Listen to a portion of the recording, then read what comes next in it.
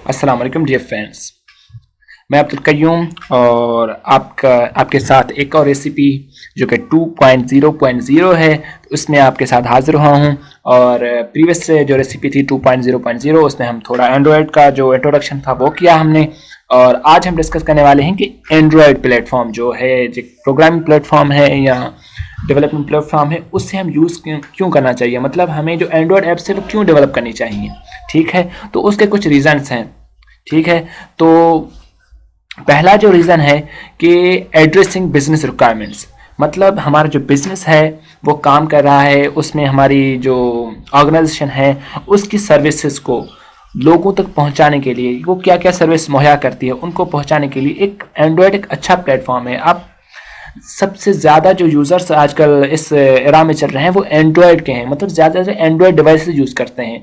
तो अगर किसी भी ऑर्गेनाइजेशन को अपनी सर्विस लोगों तक पहुंचानी है, वो क्या सर्विस मुहैया करती हैं, जैसे एजुकेशन इंस्टीट्यूट्स हो गए, वो लेक्चर्स मुहैया करते हैं, अपने जो वीडियो लेक्चर्स मुहैया करते हैं, ऑनलाइन अर्निंग ऑनलाइन टीचिंग करते हैं। जैसे आप आजकल कोरोना का चल रहा है तो हम क्या कहते हैं कि वर्चुअल यूनिवर्सिटीज़ जो होती हैं वो भी ऑनलाइन लेक्चर्स देती हैं, और आजकल तो जो ऑन साइट यूनिवर्सिटीज़ हैं उन्होंने भी ऑनलाइन क्लासेस की तरफ रुख मोड़ा है, वो भी हम एंड्रॉयड डिवाइस पे लेते हैं। तो एंड्रॉयड डिवाइस के लिए ऐसी एप्स बनाएं जो उस कम्युनिटी को सर्विस मुहैया करें जो आजकल की ज़रूरत है।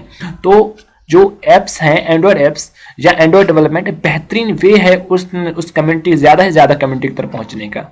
ठीक है, तो हम, और दूसरा जो रीज़न है बिल्डिंग न्यू सर्विसेज। इसका मतलब ये हुआ कि हम जो भी न्यू सर्विसेज, मतलब जैसे आजकल बैंक्स ने भी अपनी एप्स बनाई हैं, तो वो सर्विस क्या देती हैं, अब उन सर्विस से हम क्या फ़ायदा उठाते हैं। हम अपना बिल पे कर सकते हैं, मतलब ऑनलाइन उस एप्स को यूज़ करते हैं बिल पे कर सकते हैं, अपना बैलेंस चेक कर सकते हैं और अपना बैलेंस विदड्रॉ कर सकते हैं। अब एक चीज़ से, मतलब अब जैसे कि जैज़ कैश हो गया, इजी पैसा हो गया, उन जो इजी मोबाइल अकाउंट्स हैं उनमें हम अपना जो पैसे वो ट्रांसफ़र कर सकते हैं। तो इन सब चीज़ों के लिए हमें बैंक जाने की ज़रूरत नहीं पड़ती। मतलब वो एक बैंक ने एक एप्लीकेशन एंड्रॉयड ऐप बना दी, वो ज़्यादा से ज़्यादा यूज़र्स एंड्रॉयड के हैं तो ज़्यादा से ज़्यादा लोगों तक वो पहुँचती है, तो ज़्यादा से ज़्यादा लोग उस सर्विस से फ़ायदा उठाते हैं।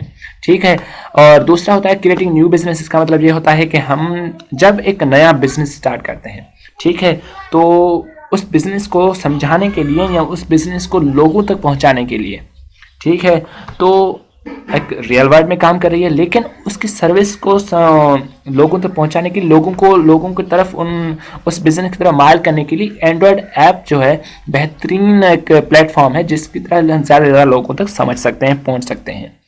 और एक और रीज़न है कि प्रोवाइडिंग गेम्स, मतलब अब आपको पता है कि जब इंसान टेंशन में होता है या थोड़ा थक जाता है अपने जो रेगुलर बेसिस काम से, तो वो अब थोड़ा एंटरटेनमेंट की तरफ जाता है। अब एंटरटेनमेंट की तरफ जाने के दो तरीके हैं, या तो हम एक रियल लाइफ में जाएं और वहाँ कोई गेम खेलें, जैसे फुटबॉल हो गया, क्रिकेट हो गया, कोई एक ऐसी गेम खेलें। लेकिन अगर मेरे पास सिर्फ आधा घंटा है या 15 मिनट है, मेरे पास रेस्ट टाइम है, मेरे पास कोई काम नहीं है, तो क्या मैं 15 मिनट के लिए फुटबॉल खेलने जाऊँगा या क्रिकेट खेलने जाऊँगा? नहीं, मैं ऐसा वे ढूंढूंगा जिससे मैं एंटरटेन भी हो जाऊँ और मेरी जो टाइम है वो एंटरटेन भी हो जाए और मेरे कम भी टाइम लगे। तो इसका बेस्ट वे है गेम्स, जो ऑनलाइन गेम्स होती हैं या एंड्रॉयड की गेम्स होती हैं, किसी भी प्लेटफॉर्म की गेम होती है। गेम एक बेस्ट वे है लोग इस साथ को एंटरटेन करने का। ठीक है, तो एंटरटेन गेम्स की तरफ होते हैं, और गेम्स ज़्यादातर आपको मैंने बताया कि आजकल जो प्लेटफॉर्म लोग यूज़ कर रहे हैं वो एंड्रॉयड का है, तो एंड्रॉयड गेम्स बनाते हैं लोग। ठीक है, तो वो ज़्यादा से ज़्यादा कम्युनिटी तक पहुँचती हैं, तो गेम्स ही बना सकते हैं।